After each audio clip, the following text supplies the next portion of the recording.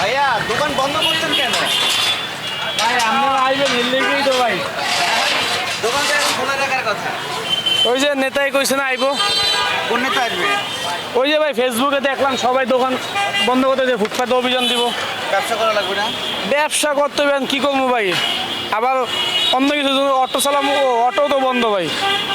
দেখি নেতাই তো কইছে দোকান উঠলে অন্য কিছু দিব, আমাকে দিব এখানে না। কি মানে কাউকে টাকা টোকা দিতে না হয়? টাকা টোকা দিতে হয় না ভাই, টাকা টোকা এমনি করে দিতে হয় না। আবার কখন খুলবেন? দেখি এখন কি করে, এটা তো আর আমরা কোথা থেকে লোক টোক আসবে এরকম কিছু? হ্যাঁ এরকম কিছুই তো শোনা গেল, সবাই দোকানপাট বন্ধ করলে লেগে আমকোটাও বন্ধ করে দিলাম ভাই। এরকম কি সরাই দিবে এরকম? হ্যাঁ এখন সবাই তো দিতেই হবে ভাই। ঠিক আছে, কিন্তু রাস্তার উপরে যেগুলো লোক সরাই দিবে না। রাস্তার উপরে তো আমার দোকান নাই, আমার দোকানে সব উপরেগুলো, রাস্তাগুলো বসে অন্যগুলো, ওরা এখন আসেও নাই গা ভাই। ওরা আসে যায় 4টার পর বা 3টার পর আসে রাস্তার দোকানদাররা, ওরা হচ্ছে অন্য গ্রুপ, আমরা হচ্ছে আমগো গ্রুপ। আপনাদের জন্য একটা সমাধান দরকার না? এইটা তো দরকার ভাই, দেখি এখন একটা সমাধান দিবেন। আপনারা ভালো হয়। যেমন আমাকে তো একটা কর্মস্থান দেওয়া লাগবে, যেমন মনে করেন ভাই আমার ফ্যামিলি চলতেছে এটা দিয়া, আমার দোকানে 3টে স্টাফ আছে, 3টে স্টাফের ফ্যামিলি চলতেছে।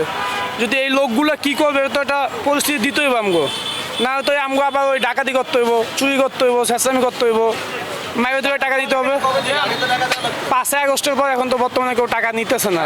সত্যি কথা না বলতে টাকা ভাই লাইট বিল, কারেন্ট বিল, রিক্সা খেদায়, হ্যাঁ তো বিল দেওয়াই লাগে ভাই, হ্যাঁ তো আমরাই রাখছি ভাই, ওগুলোর বিল দেওয়া লাগে, এমনি কোনো স্থায়ীভাবে কোনো টাকা দেওয়া লাগে না। ওই যে সাজেন ওজন খেদায় রিক্সা মিস্কা, এটা বন্ধ হয়ে যায়, ধরেন আজকে আসলো দোকান পর উঠাই দিল, আপনাদের কি হবে?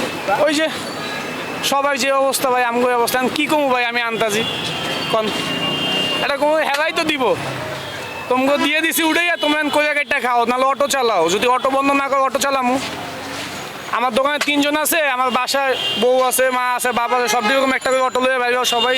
এখানে তো অনেক ব্যবসায়ী আছে আপনাদের। অনেক ভাই এখানে না হলেও 300 দোকান আছে, 300 দোকানে 300 দোকানদারের লগে 300 স্টাফও আছে মনে করেন, প্রত্যেকটা দোকানে একটা করে স্টাফ আছে, 300 300 600 লোক।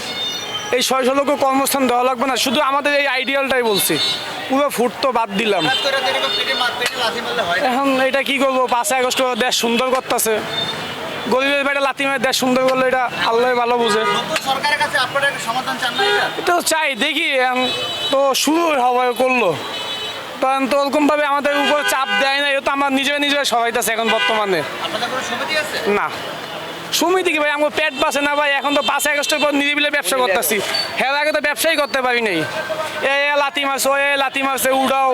5 আগস্টের পর একটু খাইতেছিলাম, এখন আবার খাওয়া বন্ধ করে দিতেছে আবার। এখন যদি ওরা আসলে ওদের কাছে কি করবেন? কি আর বলবো, আইসা ভাঙ্গে চলে লয়ে যাবো, আমাকে তো কোনো কথাই শুনবে না, কিছু বললে বলবে উঠো গাড়িতে তোমাদের শ্বশুর বাড়ি নিয়ে যাই।